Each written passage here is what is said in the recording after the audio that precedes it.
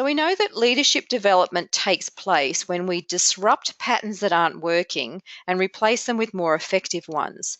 So while self-awareness is the key to change, it's not enough on its own. Change requires skillful action too. So let's look specifically now at the core thinking pattern associated with each style and how you can move from struggling to striving thinking. So the core perfectionistic thinking pattern is really about believing that they're less than perfect and that less than perfect results means I'm not good enough. And the idea here is to develop some thought-stopping techniques first. So whenever you find yourself mentally scolding yourself or others for not being good enough, you can put the handbrake on there and really pull that up. And you can replace that thinking with the achievement style, which is all about, I'm going to do my very best. And I'm accepting of myself and others. It's understanding that we all have strengths and weaknesses. And this is what we call emotional intelligence in action, where you can pull up that critical self-talk and that critical thinking and replace it with something that supports you, thinking that supports you rather than sabotages you. So now let's have a look at the core language patterns and how you can move from struggling to striving language. So the core language of a perfectionist is all about mistakes and this anxiety around mistakes. So it might be language like, oh, what if I make a mistake? Or what if I fail? Or I'll be devastated if I fail. And there's a lot of black and white thinking and language and a lot of catastrophizing language in a perfectionistic style. So it's all about devastation and a disaster and all that sort of thing. And there are a lot of shoulds and must. I should have done this. I must do that.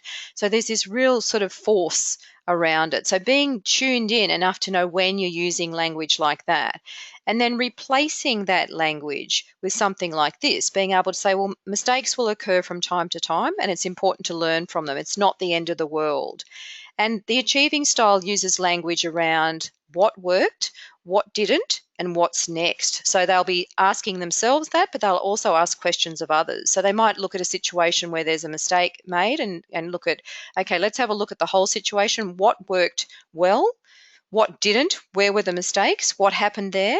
And what would we do differently next time? So it's very much a forward movement approach in the achieving style, where the perfectionistic style gets very stuck on problems and just goes round and round in the problems, and then the anxiety increases.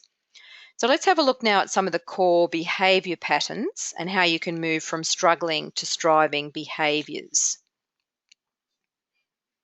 And I'll put both sides up here so we can go through each one of these.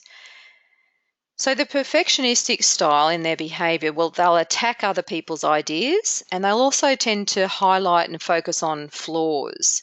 Whereas the achieving style, they don't judge others, they don't criticise them either. They provide honest feedback skillfully and sensitively, and they encourage others through a coaching approach. The perfectionistic style tends to have repetitive, rigid, and even ritualistic behavior, which we'll see showing up where they, check and double check work. And one of the things that I found in my behavior was that I would, if I was researching something, I'd need to have every book or every article on the topic. And it wasn't until I learned about, wow, that's perfectionistic, that I was able to pull that back a little bit. So being able to see what sort of behaviors show up for you that are a bit repetitive, a bit rigid, or a bit ritualistic, and replacing it with the achieving style, which is a bit more flexible and able to adjust and adapt when required. So it's that sense of being able to let go a little bit or adapt your style to the situation. The perfectionistic style sets goals, as we've said before, that are often difficult to achieve. So noticing when you're setting goals that really, you might have a work plan, or I know some of you use the balanced scorecard and that sort of thing, and you've just got so much in it. It's not it's almost impossible to achieve. So it's about being able to look at that more realistically and use the achievement style, where you're setting goals that are realistic, you're planning out the actions needed for each milestone and knowing that that's realistic, and you'll also reassess when necessary, because sometimes things will fly in left field at work. That happens all the time. Unpredictable things will come in, and know that you might have to reassess your goals and your work plan. The perfectionistic style takes little pleasure in success. Now, this is one of the things that I see very commonly in my coaching work. I can often be coaching someone who's had enormous success, but there's very little pleasure in the success. And I call this the ever seeking, never finding aspect of perfectionism.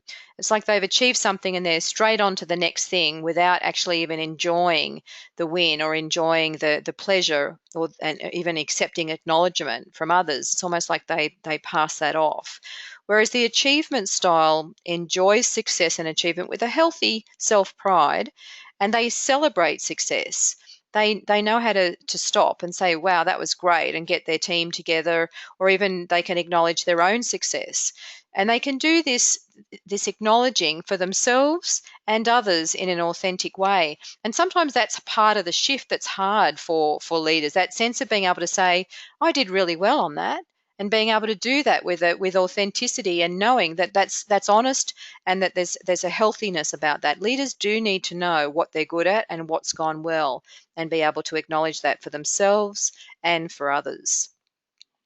The perfectionistic style will avoid trying new things or unknown things. They'll shy away from those sorts of things. Whereas the achieving style will give things a go, and they'll take considered risks. And they'll even try things when there's no guarantee of success. So it's that sort of courage that's inherent in that achievement style. Whereas with the perfectionistic style, we see quite a lot of fear. So hopefully you can see the difference there now that we've drilled into those in a bit more detail. You can see the patterning that goes with the thinking, the patterning that goes with the language, and the patterning that goes with the behavior. And if you adjust even small aspects of that, you will start to get a different result. And the good thing is that you'll start to get energy back because of that energy drain that happens in that perfectionistic style.